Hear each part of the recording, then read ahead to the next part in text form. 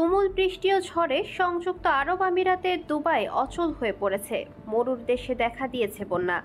Dubai মধ্যপ্রাচ্য ব্যবসার নগরী হিসেবে পরিচিত। রেকর্ড পরিমাণ বৃষ্টির কারণে অচলাবস্থা দেখা দিয়েছে বিশ্বের অন্যতম ব্যস্ত বিমানবন্দরে।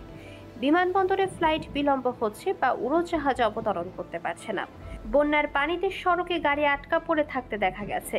দুবাই আন্তর্জাতিক বিমানবন্দরের এক মুখপাত্র বলেছেন, বৃষ্টির কারণে পানি জমে যাওয়ায় ফ্লাইট বিলম্ব হচ্ছে এবং বিমানবন্দরগামী উড়োজাহাজ অবতরণ করতে পারছে না। আমরা এই কঠিন পরিস্থিতিতে যতটা দ্রুত সম্ভব বিমানবন্দরের কাজকর্ম শুরুর চেষ্টা করছি। দুবাই বিমানবন্দরগামী ও বিমানবন্দর ত্যাগের অপেক্ষায় থাকা 500-র বেশি ফ্লাইট বাতিল করা হয়েছে। আবহাওয়া অধিদপ্তর থেকে আজ বুধবার আরও ঝড় বৃষ্টির পূর্বাভাস দেওয়া হয়েছে। ভারতের বিমান চলাচল কর্তৃপক্ষ জানিয়েছে, ভারত থেকে দুবাইগামী প্রায় 15টি ফ্লাইট বাতিল করা হয়েছে।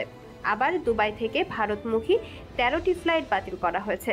দুবাইয়ের সবচেয়ে বড় উড়োজাহাজ কোম্পানি এমিরেটাস জানিয়েছে, দুবাইয়ে দুর্যোগপূর্ণ আবহাওয়ার কারণে তাদের সব ফ্লাইটের যাত্রীদের চেক ইন বন্ধ রাখা হয়েছে। উড়োজাহাজ কোম্পানিটি জানায়, এমিরেটাস কর্তৃপক্ষ ফ্লাইটের সময়সূচি স্বাভাবিক অবস্থায় ফিরিয়ে আনতে কঠোর পরিশ্রম করে যাচ্ছে। ক্ষতিগ্রস্ত যাত্রীদের সম্ভাব্য সব ধরনের সহায়তা দেওয়া হচ্ছে। দুবাইয়ের সবচেয়ে বড় বিপণী বিতান দুবাই মল ও মল অব দ্য এমিরেটাস বন্যায় বেশ ক্ষতির মুখে পড়েছে। গোড়ালি সমান পানিতে ডুবে আছে মেট্রো স্টেশন। কর্মকর্তারা বলেছেন, বর্তমানে নির্দিষ্ট কিছু রুটে মেট্রো চলাচল অব্যাহত রাখা হয়েছে। স্টেশনগুলো লাল ও সবুজ লাইনে রক্ষণাবেক্ষণের কাজ চলছে।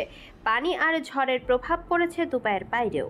পুরো সংযুক্ত আরব আমিরাত ও প্রতিবেশী বাহরাইনে বন্যার প্রভাব পড়েছে। সেখানেও বন্যায় জনজীবনে ভোগান্তি দেখা দিয়েছে।